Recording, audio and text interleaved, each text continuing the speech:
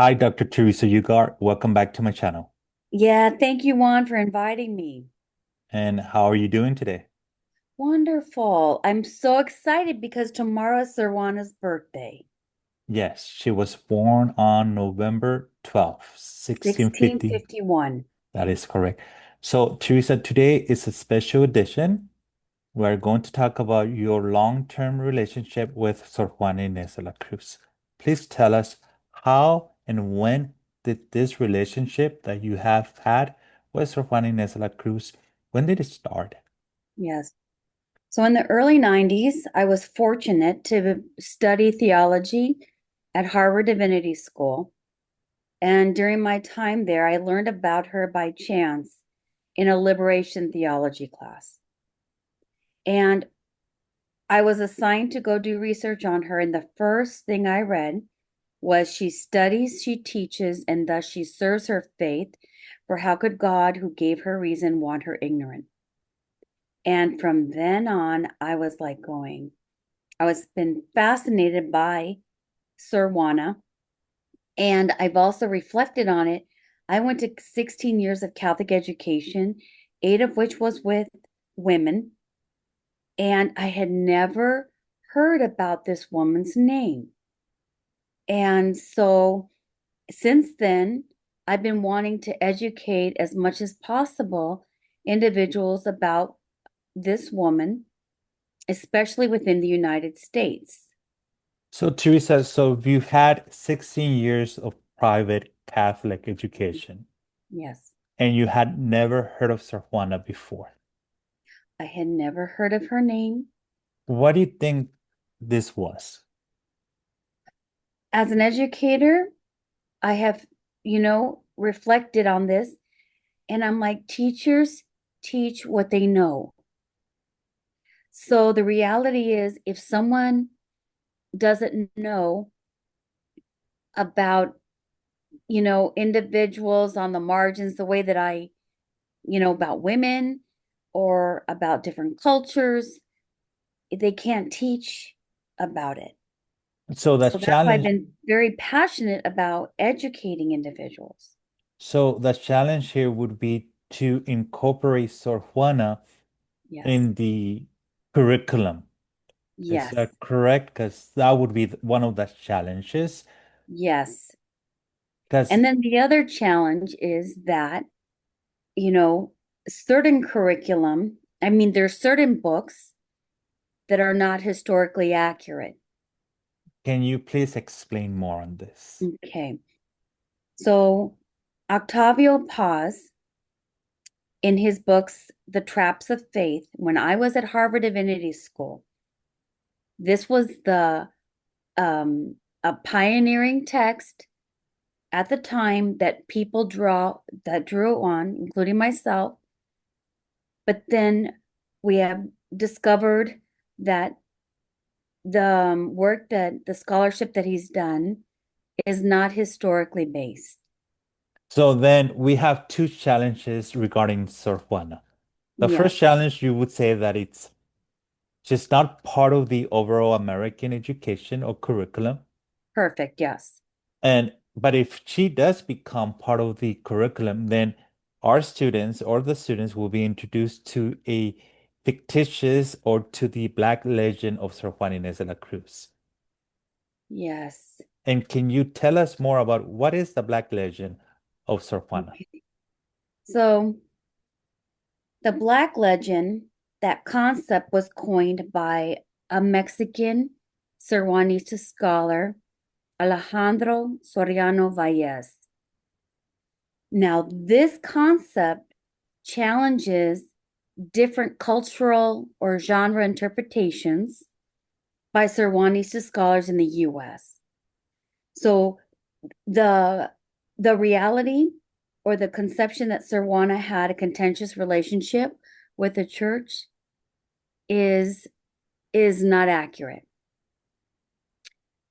The concept that Sir Juana was unique in terms of being an intellectual in her time is not accurate. The perception or characterization is Sir Juana as feminist is also problematic. Alejandro Soriano Valles, and I appreciate so much his scholarship because he's challenging me and the field of Sir Juanista studies in the US to keep Sir Juana within her historical moment. I want Sir Juana to be an inspiration for all people, but we cannot continue to create fictional Sir Juanas in in the United States. So, Teresa, I want to circle back on what you said that teachers teach what they know, and perhaps because, as you mentioned a few seconds ago, that perhaps you have these mm, persons that are in the margins, right? But Mhm. in the case of Sor Juana, she's not in the margins because she's everywhere, right? Yes. They've done movies on her. Netflix, I believe, did a series. Mhm. Um, they did a telenovela on Sor Juana. They also did a play, isn't this right? So she, in the pop culture, Sor Juana is known. Is that correct? Yes, there are many Sor Juanas Mm. that are, yeah, she's made it into popular culture. Mm-hmm. And as a scholar, I'm very happy that people are learning about Sir Juana. But the challenge is they're not learning historically accurate information. The things that are fostered within not only American education or Octavio Paz's book or in these popular settings are inaccurate information. The Netflix series is a prime example of Alejandro's Soriano Valles's critique of the Black legend. Mm-hmm. The way that Sir Juana is personified and her relationship with the church, there's a contentious relationship, is not accurate. So, Teresa, so from the time that you came across Sor Juana to now, you would say that Sor Juana is more mainstream, right? She is mainstream. Individuals within women's studies, Chicano studies know about her. I've get a sense my students who are in Spanish literature classes or if they've had an honors class in high school, Mm-hmm. they'll they are or they've heard her name or read minimally her famous poem Hombres Necios or Foolish Mm-hmm. Men. Mm-hmm. But again, teachers teach what they know. And I'm discovering, especially in light of Alejandro's work, I have even engaged different scholars when they're doing presentations on Sir Juana to highlight the to highlight the Black legend, the way that Sir Juana has been misinterpreted out of her historical context, and people are even resistant Mm-hmm. to change the way that they present or personify Sir Juana. So, Teresa, as you said it before, and you've been saying this throughout this, is that teachers teach what they know. And what they know about Sor Juana is the Black legend of Sor Juana. Yes, And the Black legend portrays a Sor Juana outside of her historical and religious context. yes. It portrays her as having a contentious relationship with the church. It portrays her as being a victim of the church. So taking away her agency Mm-hmm. and intellectual contributions that were parallel to the Jesuits and clerical leaders and secular male leaders at the time. Mm-hmm. Sir Juana I want Sir Juana to be an inspiration to everyone, and not a victim. not a victim, not a fictitious Sir Juana. Exactly. We want the real historical Sor Juana We in her want the real, real historical Sir Juana in her context. in her historical moment in the United States in the field of Sir Juanista studies. There have been a lot of liberties taken Hmm. to personify her within the field of women's studies, Chicano studies, queer studies. And Teresa, so what what do you recommend for anyone that is interested in knowing the real historical Sor Juana? What do you recommend for them to do? They need to read a scholarship by Alejandro Soriano Valles. In his book, Doncella del Verbo, and I have it here, Hmm. is a must. And because in it, he gives all the historical documents to prove or to help us understand Sir Juana in her historical context. Right, because that's one of the critiques that Alejandro Soriano Valles does, right? He says, yes, you can talk about Sor Juana and you can say about this about Sor Juana, but you have to prove your statement with Yes, historical documents.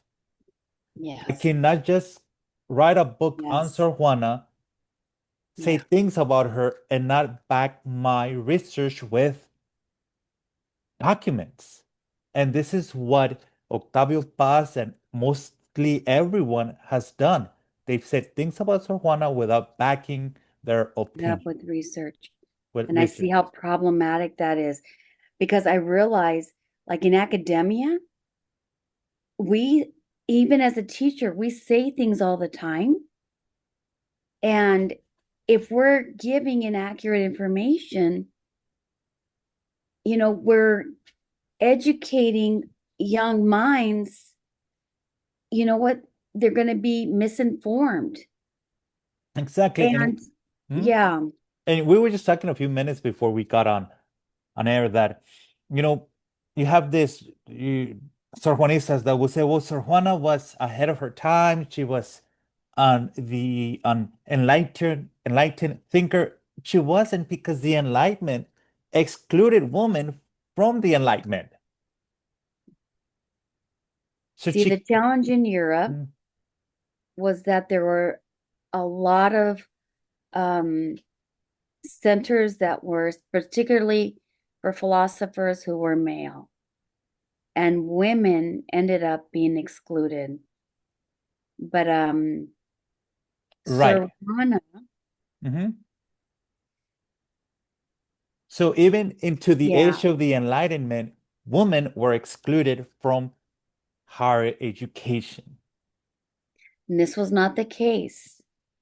So in Sir Juana's era, women women were educated.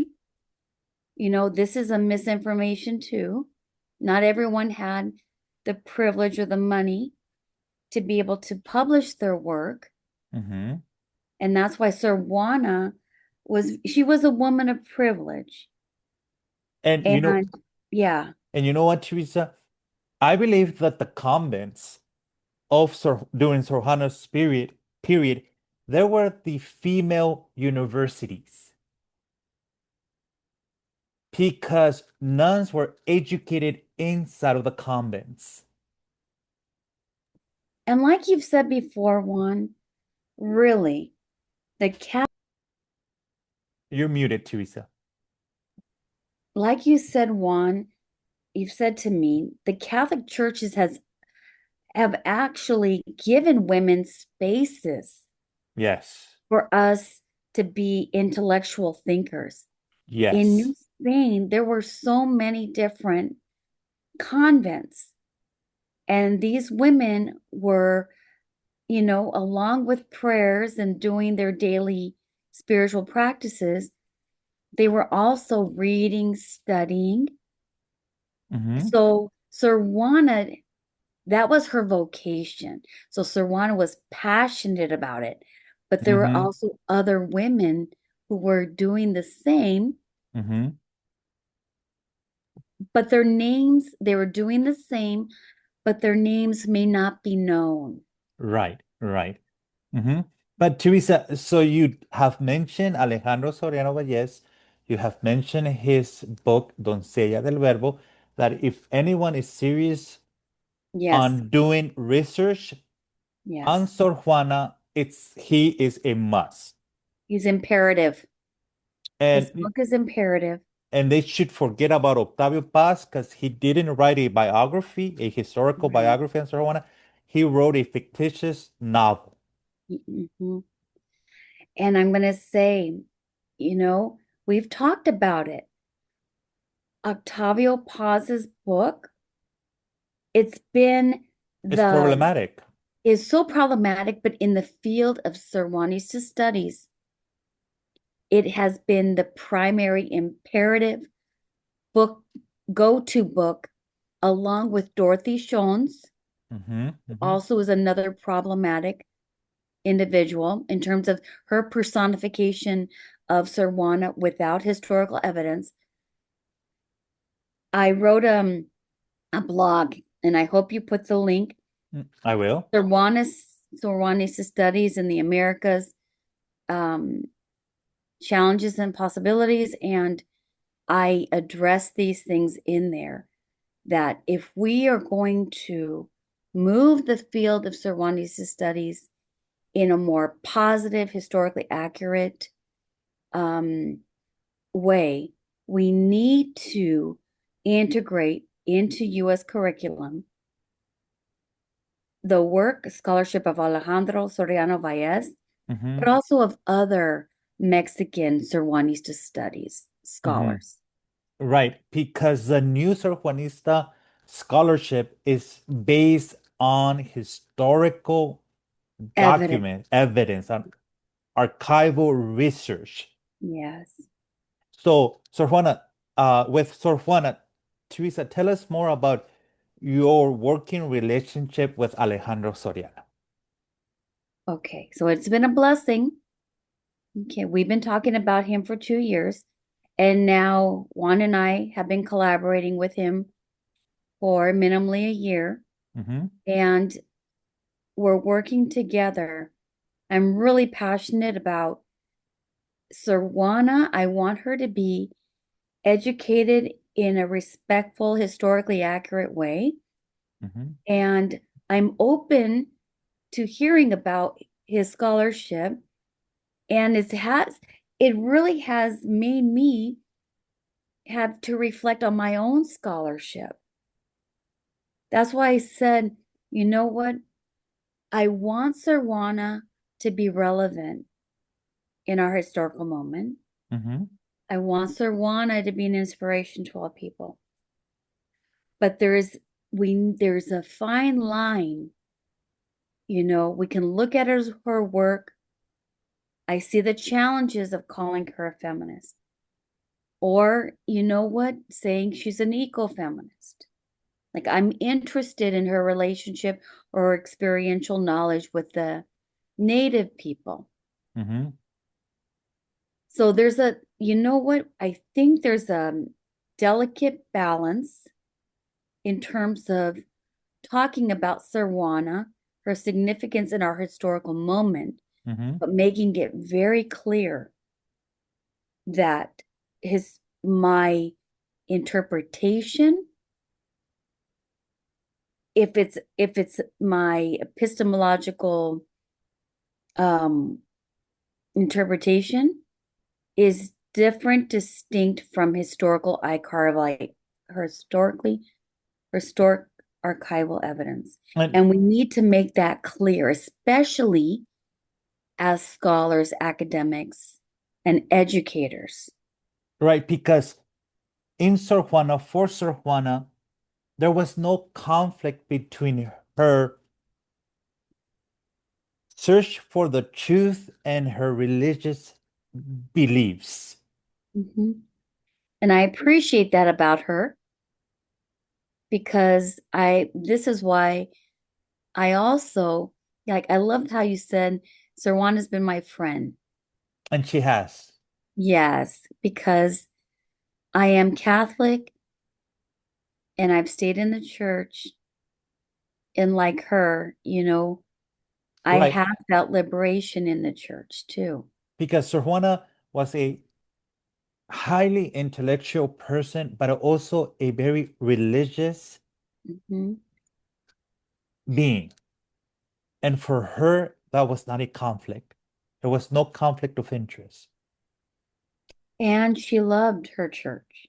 She did. And that's why a lot of her writings, she is so sensitive to the different populations within her New Spain world.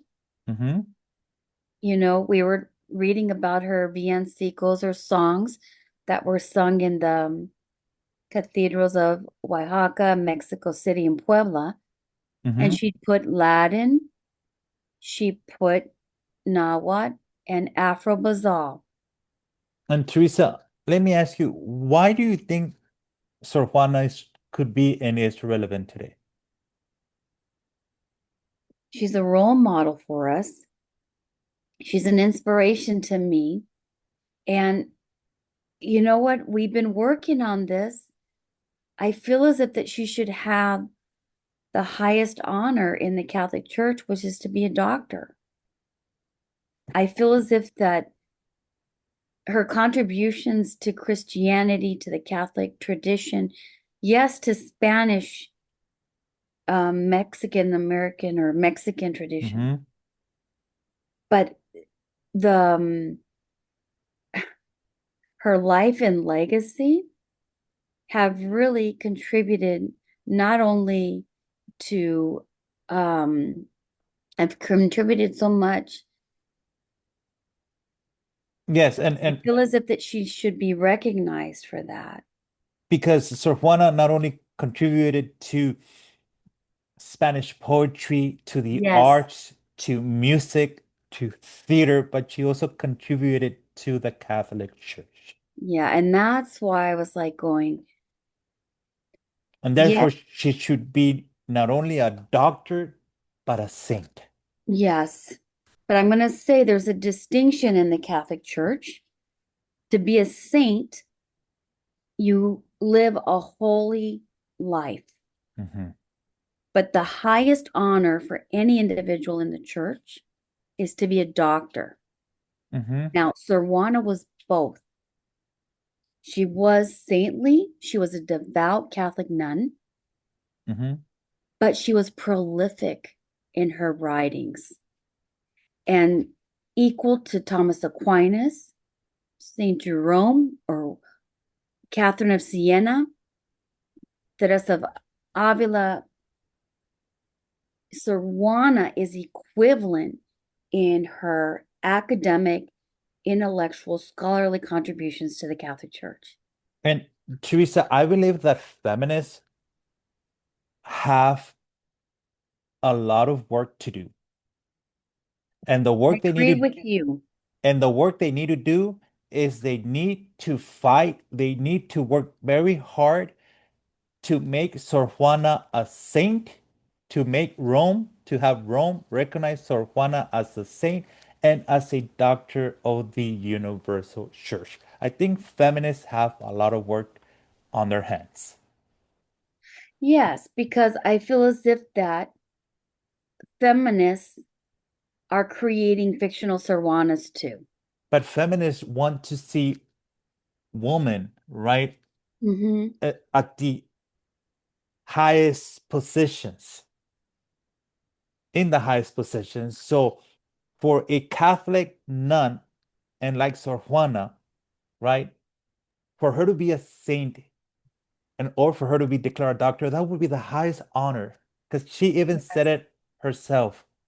She Que, wanted to be a saint. que Dios me haga santa. She said Hmm. it herself. She So, wanted it. so I think feminists should get on board with Sor Juana, Yeah. right? Especially Catholic feminists, Hmm. and start writing, Yeah. start promoting Sor Juana's sainthood Yes. in Rome. And it will happen.